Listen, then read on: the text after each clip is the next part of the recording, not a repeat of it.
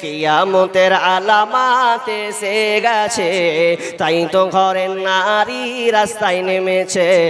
কিয়ামতের আলামাত এসে গেছে, তাই তো ঘরের নারী রাস্তায় নেমেছে।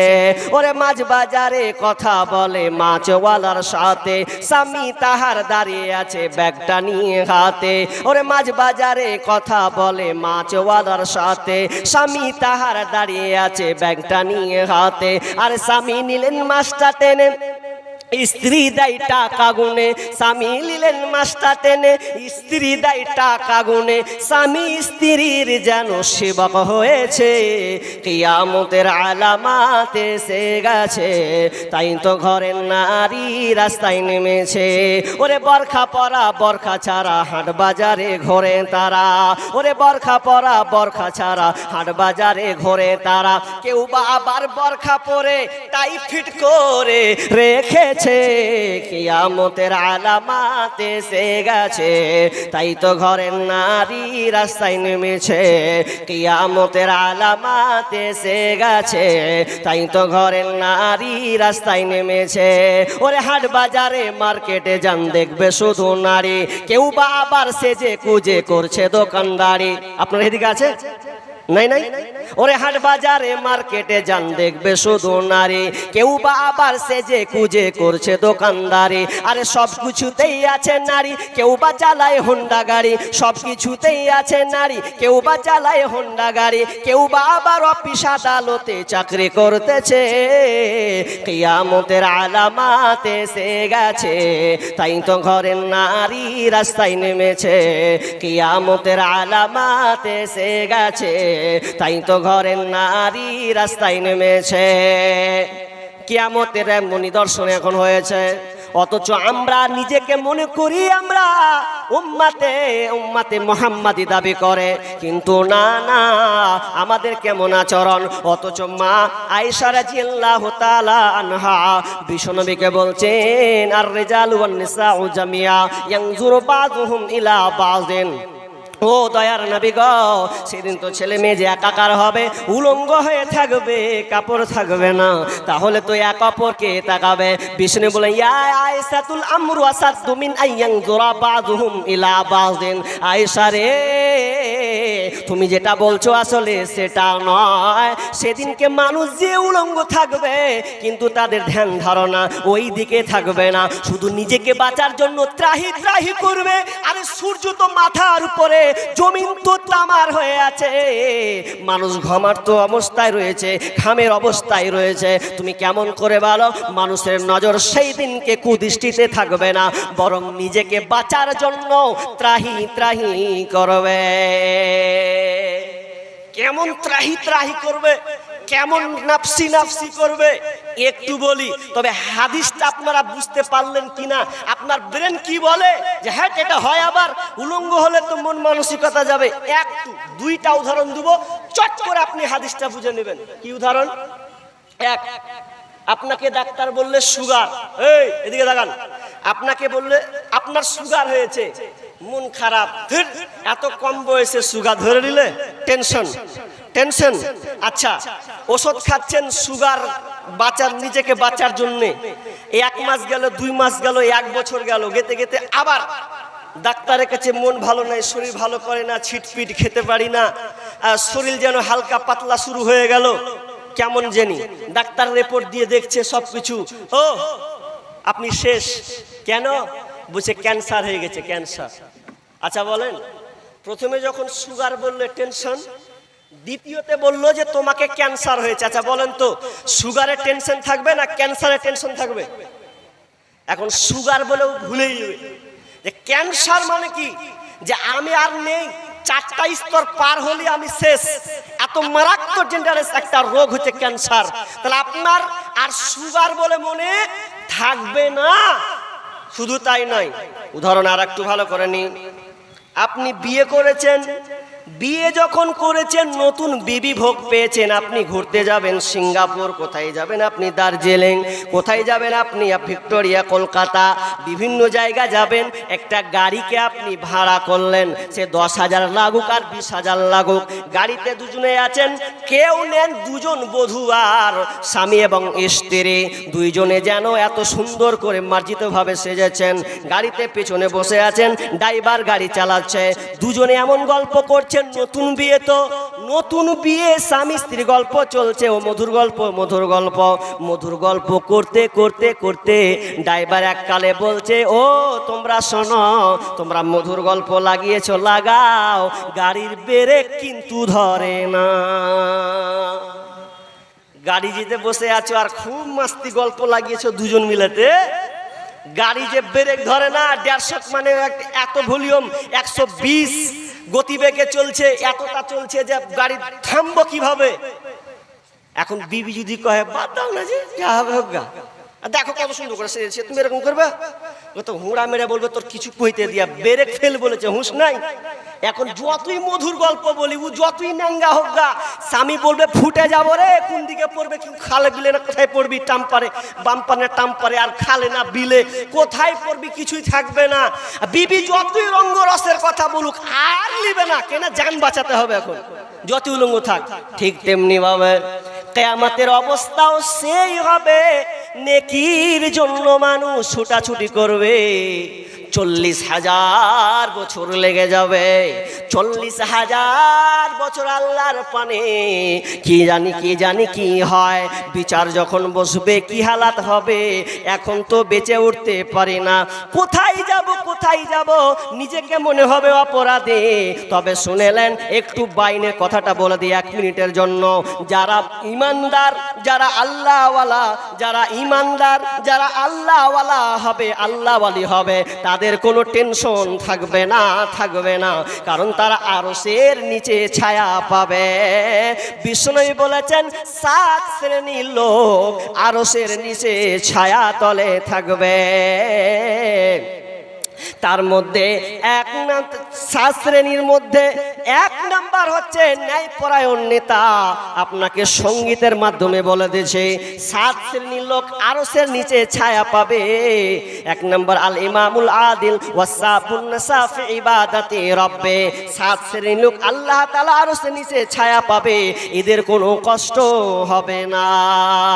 আরশের নিচে জায়গা যদি পেতে চাও, 7 শ্রেণীর মধ্যে তুমি গণ্য হও। আরশের নিচে জায়গা যদি পেতে চাও, 7 শ্রেণীর মধ্যে তুমি গণ্য হও। শাসক যদি হয়ে থাকো, নেই পরায়ণ হও, ইবাদতের মধ্য দিয়ে জীবন কাটাও। শাসক যদি হয়ে থাকো, নেই পরায়ণ হও, ইবাদতের মধ্য দিয়ে জীবন কাটাও। আরশের নিচে জায়গা যদি পেতে চাও, 7 শ্রেণীর মধ্যে তুমি গণ্য হও। লম্বা গাজাল আছে, তাহলে 7 শ্রেণীর লোক, এটা ব্যাখ্যা করছি না, এটা আমার একটা বিষয় বের হবে। শুধু আরশ, 7 শ্রেণীর মানুষ আরশের নিচে ছায়া পাবে, এটা একটা চ্যাপ্টার বিষয় আসবে ইনশাআল্লাহ। আমি যেটা বলতে চাচ্ছি যে ওরা আরশের নিচে চলে গেল, কিন্তু এর মধ্যে কিছু ভয় ভীতি সন্তুষ্ট থাকবে। কিছু লোক কি হবে, জান্নাত যাব না জাহান্নাম যাব, আমার আমল ডানে পড়বে না বামে পড়বে, আমার নেকি ওজন হবে কমবে না বাড়বে, টেনশনকে টেনশন, এত টেনশন হবে, সবাই ছুটাছুটি করবে। কি অবস্থা? আল্লাহ বলেন, আল্লাহ তাআলা বলছেন, ওয়াত্তাকু ইয়াওমান লা তাজজি নাফসুন আন নাফসিন শাইআ ওয়ালা ইকবালু মিনহা শাফাআতু ওয়ালা ইউখাযু মিনহা আদলু ওয়ালা হুম মিনশারান। আল্লাহ সুবহানাহু ওয়া তাআলা বলেন সূরা বাকারা 48 নম্বর আয়াতে বলছেন, তোমরা সেই দিনটাকে ভয় করো, ওয়াত্তাকু ভয় করো, ওয়াত্তাকু ইয়াওমান লা তাজজি নাফসুন আন নাফসিন শাইআ, তোমরা সেই দিনকে ভয় করো যেদিনকে কেউ কার কোনো কাজে আসবে না। ওয়ালা ইকবালু মিনহা শাফাতু, এবং কারো পক্ষ থেকে সুপারিশ গ্রহণ করা হবে না। ওয়ালা ইউখাদু মিনহা আদলু, এবং কারো কাছ থেকে কোনো বিনিময় গ্রহণ করা হবে না। ওয়ালা হুম ইনসারুন, কেউ সাহায্যকার পক্ষ থেকে সাহায্য প্রাপ্ত হবে না। তার মানে সেদিন বিভীষিকাময় পরিস্থিতির দিনে কেউ কারো কাজে আসবে না।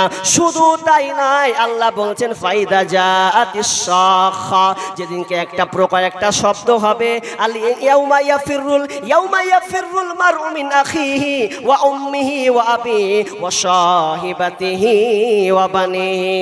আল্লাহ বলছেন সেদিন এমন একটা বিভীষিকাময় হবে, তার ভাই থেকে সে দূরে পালাবে, ভাইয়ের পরিচয় দিতে চাইবে না।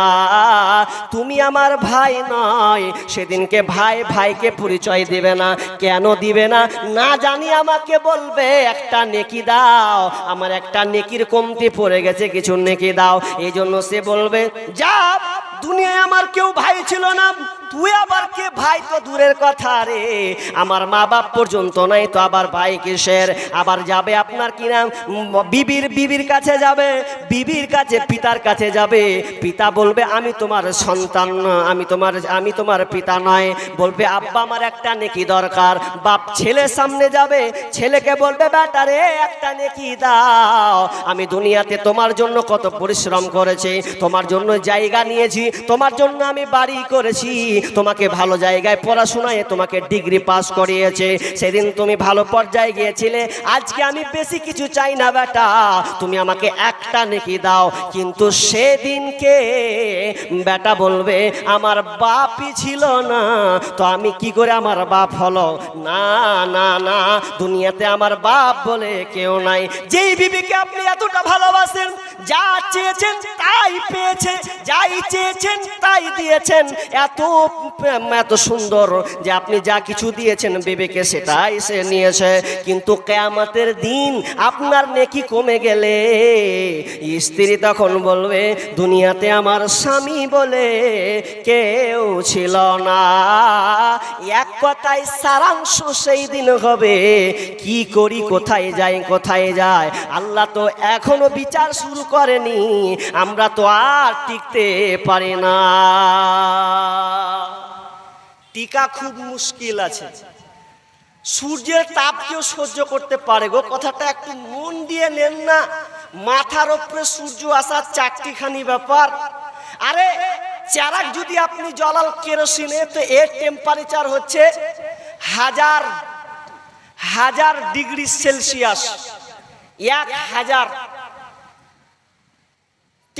Degree Celsius.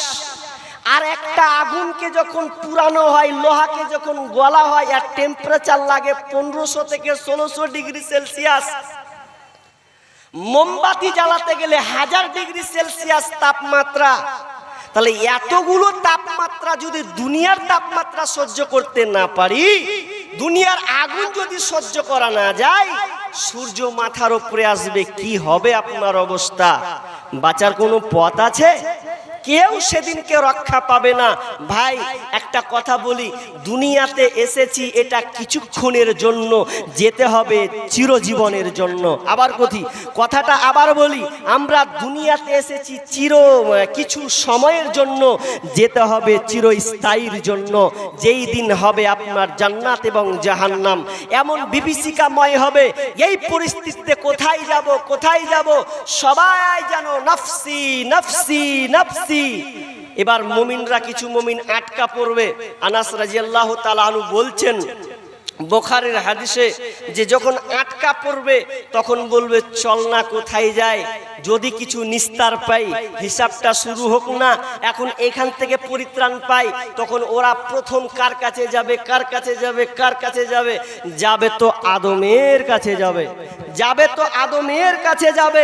আদমের কাছে যখন যাবে, আদমকে দেখবে তিনি পায়ের হাঁটু গেড়ে বসে ইয়া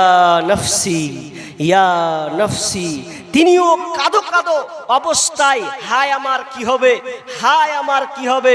তারা আদমকে বলবে আদম আল্লাহ আপনাকে নিজ হাতে বানিয়েছেন, নিজের হাতে আপনাকে তৈরি করেছেন, আপনাকে অনেক আল্লাহ দুনিয়ার সব কিছু শিক্ষা দিয়েছেন, আপনাকে আল্লাহ জান্নাতে থাকতে দিয়েছেন। একটাই আরজ করো, আমরা এখন বিপদে মুসিবতের মধ্যে পড়েছি, আল্লাহকে বলো না। আদম আলাইহিস সালাম বলবে আমি পারলাম না, আমি পারলাম না, আমিও কি করি, বাঁচি না মরি, আমার কি অবস্থা, আমি তোমাদের জন্য কি সুপারিশ করব। অথচ আমি জান্নাতে আল্লাহর অর্ডারকে আমি মেনেছিলাম না, আল্লাহর অর্ডারকে আমি নাফরমান করেছিলাম। আল্লাহ আমাকে বলেছিল আদম রে লা তাকরাবা হাদিহিস শাজারা ফাতাকুনা মিনাজ জালিমিন, ওই গাছটার নিকট যাবে না, কিন্তু আমি গিয়েছিলাম, ফল খেয়ে নিয়েছিলাম, এই জন্য আমিও পারবো না, তোমরা চলে যাও নূহ আলাইহিস সালামের কাছে। নূহ আলাইহিস সালামের কাছে যখন যাবে, নূহ আলাইহিস সালাম বলবেন ইয়া নফসি ইয়া নফসি, সেই নবী পর্যন্ত নাফসি নাফসি করবে, বলবে হে নূহ তুমিও আল্লাহর কাছে আমাদের জন্য সুপারিশ করো। নূহ আলাইহিস সালাম বলবে আমিও পারবো না, আমিও আল্লাহর অর্ডারকে নাফরমান করে দিয়েছিলাম, আমিও গ্রহণ করি না, আমার বেটা কেনানকে আমি নৌকাতে উঠানোর চেষ্টা করছিলাম, অথবা আমিও বিপদে, আমিও জানি কি হয়, তোমরা চলে যাও। নূহ নয়, তোমরা চলে যাও ইব্রাহিম আলাইহিস সালামের কাছে। ইব্রাহিম আলাইহিস সালামের কাছে গিয়ে বলবেন, ইব্রাহিম আলাইহিস সালামকে বলবেন হে আপনি তো আল্লাহর বন্ধু, আপনি হচ্ছেন আল্লাহর বন্ধু। ইব্রাহিম আলাইহিস সালামকে বলা হবে আপনি আমাদের জন্য দোয়া করে দেন।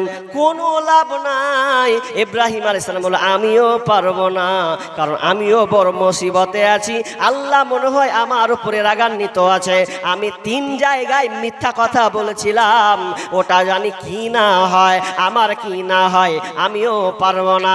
তখন ইব্রাহিম আলাইহিস সালাম বলবে ওরে তোমরা যাও মুসা কালিমুল্লাহর কাছে, মুসাকে গিয়ে বলো যেই মুসা তুর পাহাড়ে আল্লাহর সঙ্গে মূল কথা বলেছেন, ওর কাছে যাও, না হয় ওই তোমাদেরকে কিছু করতে পারে কিনা। সবাই ছুটবে গিয়ে এবার মুসা আলাইহিস সালামকে বলবে মুসা আপনি একজন সম্মানীয় মানুষ, আপনি আল্লাহর সঙ্গে কথা বলেছেন, অতএব আপনি আমাদের জন্য সুপারিশ করুন আল্লাহর কাছে। মুসা আলাইহিস সালাম বলবেন আমিও পারবো না, কারণ আমি একটা লোককে চর মেরে দিয়েছিলাম, আর চরের কারণে লোকটা মারা গিয়েছে, না জানি আজকে আমার কি হয়। তো তোমরা চলে যাও ঈসা আলাইহিস সালামের কাছে। ঈসা আলাইহিস সালামের কাছে যখন যাবে, তখন ঈসা আলাইহিস সালাম একই প্রতি উত্তর বলবে আমিও পারবো না, আমিও পারবো না, আমার উম্মতের ব্যাপারে আমার জানি কি না হয়, আল্লাহ আমাকে নাফসাওয়ারি প্রশ্ন করে, এই জন্য আমি পারবো না। যদি তোমরা যেতে চাও তো নবী মুহাম্মদুর রাসূলুল্লাহ সাল্লাল্লাহু আলাইহি ওয়াসাল্লামের কাছে যাও। আর রাস্তা নাই, সবাই বিশ্বনবীর কাছে যাবে, আর বিশ্বনবীর কাছে যখন যাবে তখন বলবে আপনি আমাদের জন্য সুপারিশ করুন। তখন নবী সাল্লাল্লাহু আলাইহি ওয়াসাল্লাম বলছেন যে আমি সেই দিন সুপারিশ করব, তাদের জন্য আমি সুপারিশ করব। সুপারিশটা একবার নয়, 2 বার নয়, 3, 4, 5 বার সুপারিশটা হবে। সুপারিশ করবেন, সিজদায় পড়ে যাবেন, কথা বলবে না। আল্লাহ বলবে হে আমার বন্ধু তুমি মাথাটাকে উঠাও, মাথা উঠাও, কি চাও বলো। আল্লাহ আমাকে প্রশংসা কথা শিখিয়ে দেবেন, চাওয়ার সব কিছু প্রসেস শিখিয়ে দেবেন, আমি ওইভাবে আল্লাহর কাছে চাইতে থাকবো, এবং আমি চিনে চিনে আমার উম্মতগুলোকে আমি জান্নাতে নিয়ে যাব। আরো অনেক কথা আছে, আমি মেন পয়েন্টের দিকে যাচ্ছি, সারাংশ নিয়ে যাব, গুটিয়ে নিব।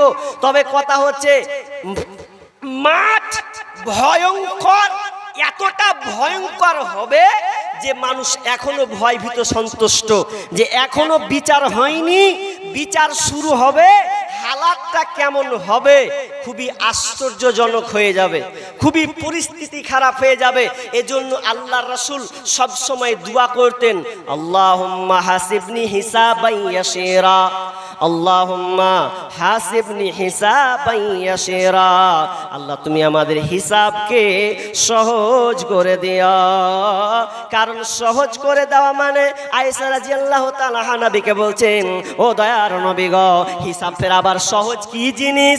বিষ্ণু বলছেন, আয়েশা রে, আল্লাহ যদি হিসাব নেয়, কোনো ব্যক্তির যদি একটা একটা করে হিসাব করা হয়, যদি তার গুনাহ আর নেকিকে যাচাই বাছাই করা হয়, তাহলে ও আর জান্নাতে যেতে পারবে না। ওর ক্ষমতা নাই, ক্ষমতা নাই। কিন্তু আল্লাহ তাদের আমলনামা দেখে তাদেরকে জান্নাতে দিয়ে দেবেন, সহজ করে তাদেরকে ছেড়ে দেবেন।